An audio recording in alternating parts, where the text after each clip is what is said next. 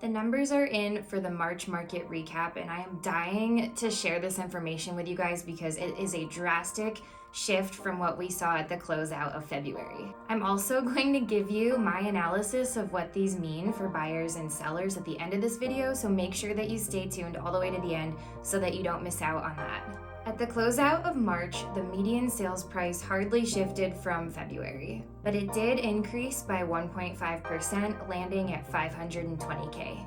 The number of closed sales increased by over 40% month over month, you guys. This is huge. This is a key indicator that there is a lot more activity in this market and that it is heating back up. We are officially in the second quarter of the year, so this is actually really typical for this time of year. Spring and summer are usually very busy times in the real estate market, but a 40% increase from one month to another is really drastic, you guys. So that's telling me that the market is picking back up. It's very busy. There are a lot more people buying and selling homes, so that is important to keep in mind.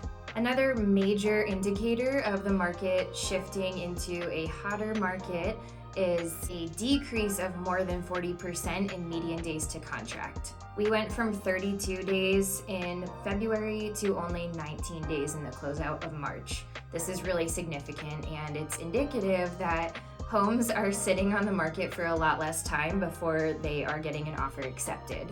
So basically, if homes are appropriately priced, you don't like your bow?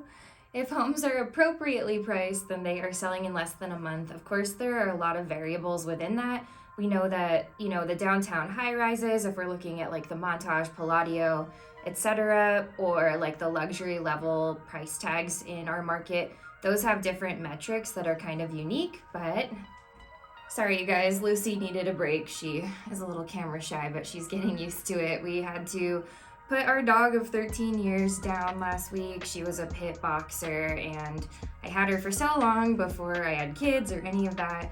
And now we have this new little friend named Lucy, but she's a puppy and kind of getting used to being with me at work, so pardon the interruption. But anyway, typically single family homes will sell faster than high-rise condos or things in the luxury market. If you're shopping in that mid-range in our market, those are the homes that are likely to move fast. List price received is holding really strong at 97.8%. So basically, if homes are appropriately priced when listed, they are, sellers are able to get pretty much what they're asking for. So that is a healthy metric. If you are thinking about selling in this market, you need to be aware of that. Month supply of inventory took a really steep nosedive month over month from February to March. 1.4 months is a huge decrease from February. That is a 36.6% drop, you guys. That's really substantial. But let's talk about all of this in the context of buyers and sellers. If you're watching this and you've gotten this far, chances are you are thinking about buying or selling, or buying then selling. A lot of times people have to do both. So let's give a little bit of context about what all these numbers mean if you are a buyer or seller. Let's dive in. I'm going to start out with buyers. If you are a buyer right now, or you're thinking about being one, you need to be keenly aware that homes are not sitting on the market for as long as they were a month, 2 months, 3 months ago. This is telling me that there is a lot more competition entering the market. As I mentioned, this is usually a seasonal trend that we see.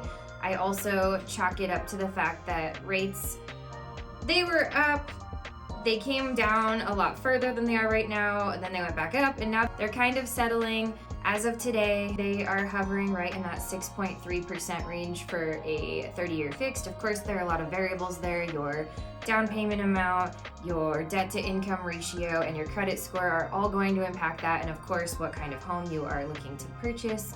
But I can connect you with lenders if you have more questions about that. While median sales price has hardly changed, more competition will eventually drive prices up. That is the basics of supply and demand economics. We all know this and we understand it. When that happens, your negotiating power on the buyer's side is going to weaken and give sellers more of an upper hand and more leverage. Like I mentioned earlier, the scarcity factor does appear to be the biggest thing in what is driving the competition in the market. If you are thinking about buying, you absolutely need an agent on your side who is savvy with negotiations. Right now, you're going to want to avoid playing games, and you're going to want to come in with a strong offer because chances are there are already multiple offers on any given home depending on the price range you're shopping in. I would advise you to come in with a strong offer and prepare to be flexible and maybe a little bit accommodating with other terms of the purchase.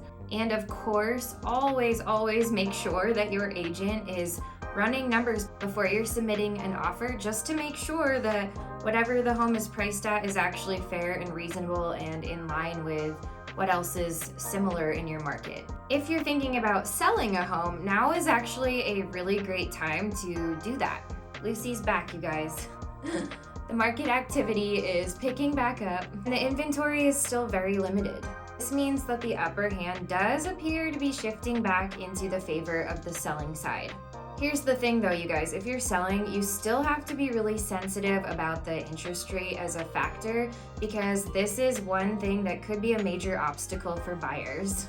That being said, we are still seeing a lot of seller credits being given to the buyer side in order for buyers to buy down rates.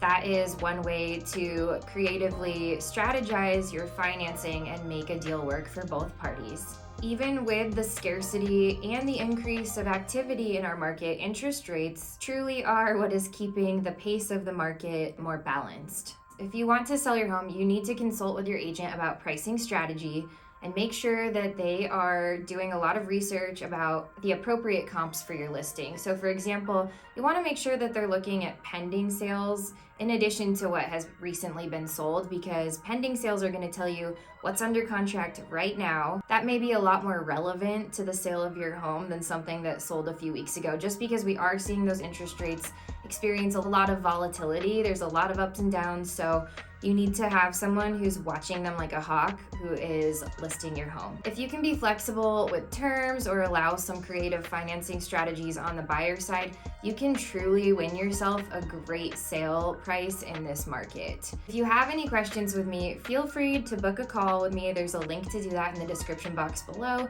It's completely free, no obligation, no strings attached. Just an opportunity for us to connect and see if we might be a fit to work together or just get your questions answered. And if you haven't already, make sure you hit that like and that subscribe button down below so that you don't miss any of my upcoming content. I put out videos every single week about the Reno Sparks lifestyle, the Northern Nevada housing market, and all things related to buying and selling real estate. Thanks so much for watching, and we'll see you guys next time.